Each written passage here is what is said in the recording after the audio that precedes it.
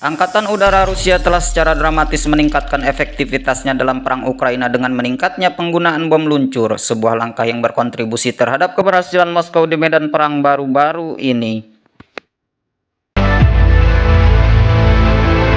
Banyaknya bom era Soviet yang mampu membawa hingga setengah ton bahan peledak telah dilengkapi dengan sayap dan sistem panduan. Teknologi yang menjadikan bom bisa terbang lebih jauh dan lebih akurat. Hal ini memungkinkan jet Rusia yang melepaskan bom tersebut untuk beroperasi jauh dari sistem anti pesawat Ukraina.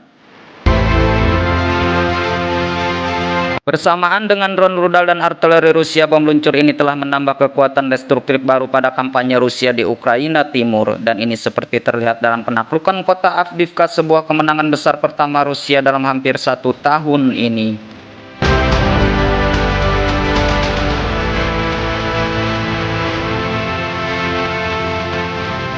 Dalam pandangan Ukraina, upaya paling efektif untuk melawan ancaman Rusia yang kian melimpah ini masih jauh dari harapan. Harapan itu adalah pesawat tempur F-16 yang diidam-idamkan oleh negara tersebut. Dengan bom luncur yang pertama kali dikerahkan tahun lalu, Moskow telah menemukan solusi efektif terhadap kemampuan Ukraina menolak superioritas udara Rusia sejak awal perang. Meskipun Ukraina memiliki pertahanan udara dan beberapa pesawat tempur, bom luncur memungkinkan Rusia untuk menyerang dari jarak yang lebih jauh.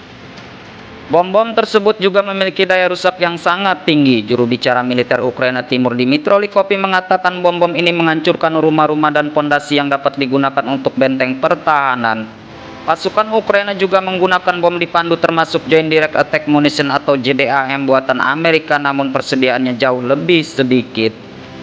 Bom luncur Rusia baru-baru ini membuktikan kegunaannya yang mematikan pada bulan lalu di Avdiivka. Senjata ini memainkan peran utama dalam merebut kota tersebut dan mengubahnya menjadi bom yang menghitam.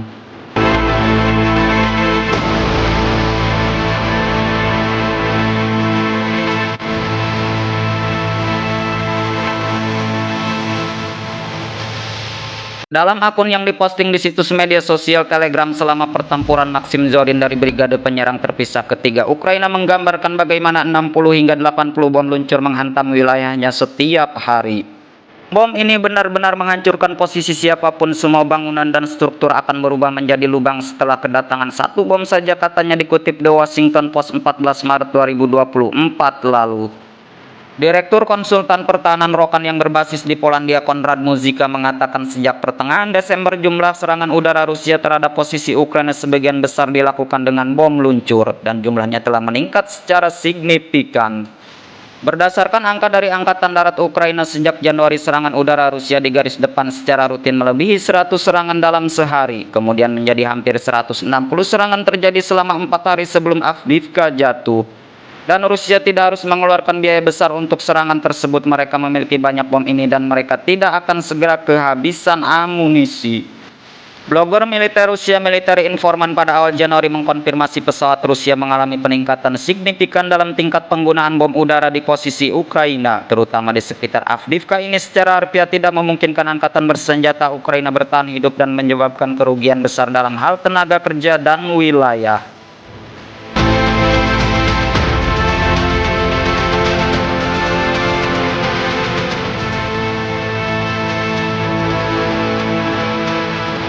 Amunisi ini semakin menjadi masalah bagi Ukraina. Konstruksi besi yang berat dari bom tersebut membuatnya hampir mustahil untuk ditembak jatuh. Hal ini karena sistem pertahanan udara dikalibrasi untuk mendeteksi rudal dan roket yang terbang dengan lintasan yang berbeda dibandingkan untuk melawan bom dan pesawat.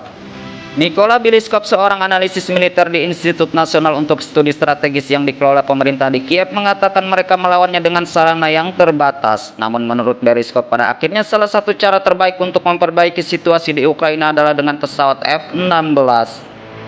Saat ini pilot Ukraina sedang dilatih untuk terbang dan dapat menggunakan pesawat itu pada musim panas mendatang.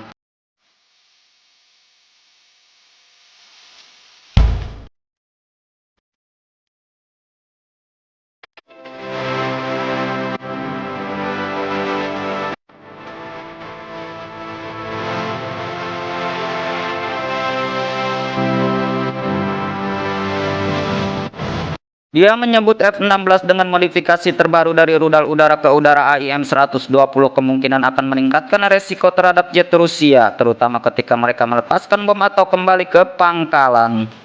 Ukraina menanggapi penggunaan bom ini dengan menggeser sistem pertahanan udara mereka lebih dekat ke garis pertempuran. Pasukan pertahanan udara Ukraina mengaku meraih sejumlah keberhasilan dengan strategi ini. Mereka mengklaim telah menjatuhkan 15 pesawat militer Rusia termasuk 10 pesawat pembom tempur Su-34, 2 pesawat tempur Su-35 dan pesawat peringatan dini dan kontrol A-50 pada bulan Februari lalu. Beberapa di antaranya diakui oleh pihak Rusia namun sebagian lagi tidak dapat diverifikasi secara independen.